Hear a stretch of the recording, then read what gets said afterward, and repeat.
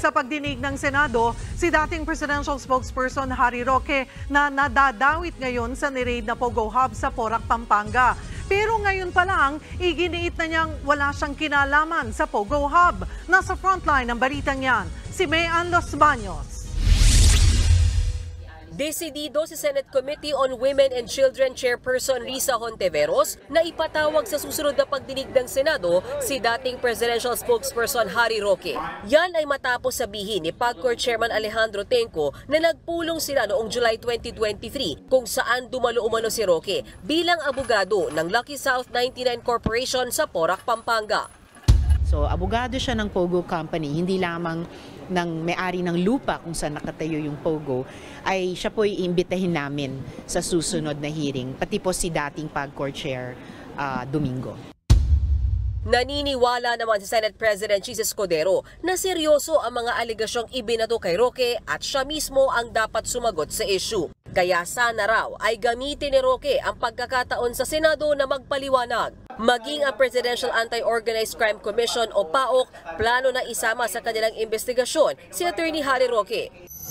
Sigurado raw ang ahensya na abogado si Roque ng Lucky South Pogo at service provider na Whirlwind. Alam mo, sinagot naman niya yan eh. Abogado siya nung Lucky Star. Ang abogado siya yung service provider. Inamin naman niya yan. Ewan ko kung anong pinalalabas nito. At nung abogado siya, wala na siya sa gobyerno. Abogado siya eh. Ano gusto nyo? Itigil niya na yung pagiging abogado niya? Abogado siya nung service provider. Ang ibig sabihin po ng service provider, kasi itong Pogo, it's a Chinese company na nangangailangan ng middleman o yung service provider para magrenta, kumuha ng ganito. Kasi nga, sila yung Pilipino, sila yung may lisensya. Okay? Abogado siya nito, hindi ng Pogo. Nilinaw niya yan eh. Hindi ko maintindihan, bakit dinidikit sa Pogo? Ako sigurado, isa lang punot dulo nito eh. Duterte to. Pusta tayo. Ang dulo nito, si Duterte may kasalanan, no? Ang dulo nito, ginamit ni Roque yung pagiging opisyal ni Duterte. Pagiging presidente ni Duterte. Yan na sigurado ako eh. Kay Ted Filon sa Radyo 5, giniit ni Roque na abogado lang siya ng Whirlwind doon pang September 2023 at 2023, presidente na ba si Pangulong Duterte nun? Isang katerba rin pala kayong mga gunggong eh. Hindi naman presidente, so titigil na ngayon to si Roque ng katatrabaho? Hindi ako, nagtatanong lang ako. Abogado yung mama, anong gusto nyo? Tumigil na siya kakatrabaho? Dahil naging opisyal siya ng gobyerno? Palalamunin nyo ba siya? May batas po ba tayo na pag naging opisyal ka na ng gobyerno, hindi ka na abogado? Ang alam ko, pwede ka lang tanggalin bilang abogado katulad ng isang opisyal ng gobyerno ngayon.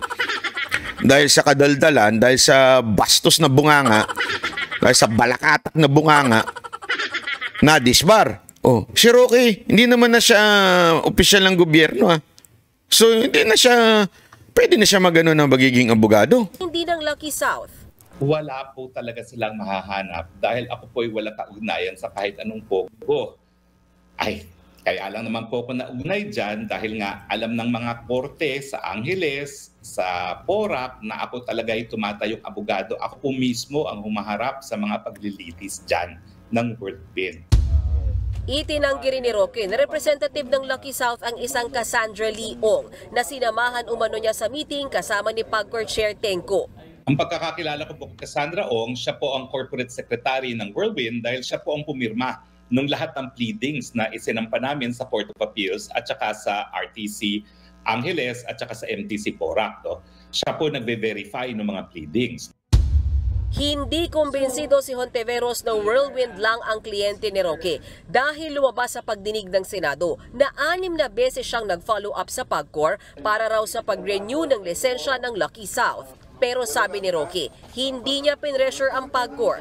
Hindi rin daw siya ang nag-ayos ng lisensya ng Lucky South, kundi ang isang nagngangalang Dennis Cunanan na una nang iniuugnay sa ilang illegal na pogo sa bansa. Dinulog sa akin ng problema ni Cassie yung nangyari sa Lucky South na nadispalkohan sila dahil ibinigay kay Dennis Cunanan daw yung pambayad sa PAGCOR na hindi naman nakarating sa PAGCOR. Kaya di umano, nagulat na lang ang Lucky South na meron demand letter ang PAGCOR. So doon ko po tinulungan si Cassie Ong dahil... Pinaliwanag din ni Roque ang kanyang bank account sa nadiskubre ng PAOK sa ni-raid na Pogo Hub. Yan po ay ang aming life savings sa mag-asawa for the past 34 years.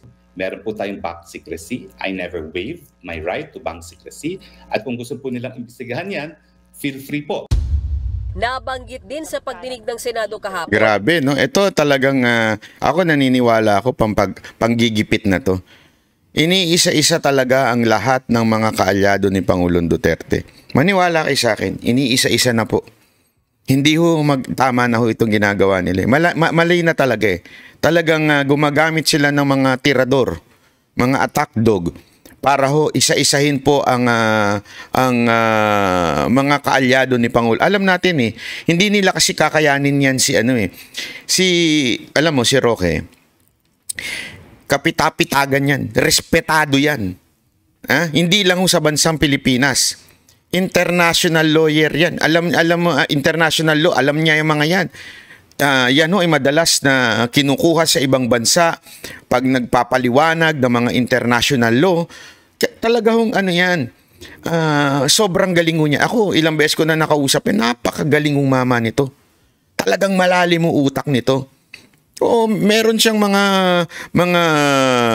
alam mo na, mga mabababaw na insulto ng mga iba, pero grabe ho ang talinin nitong mama na ito.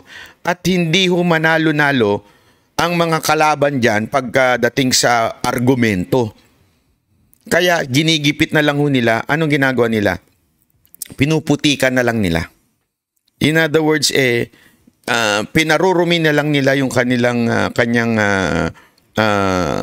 imahe para po talagang masira ho siya sa masang Pilipino.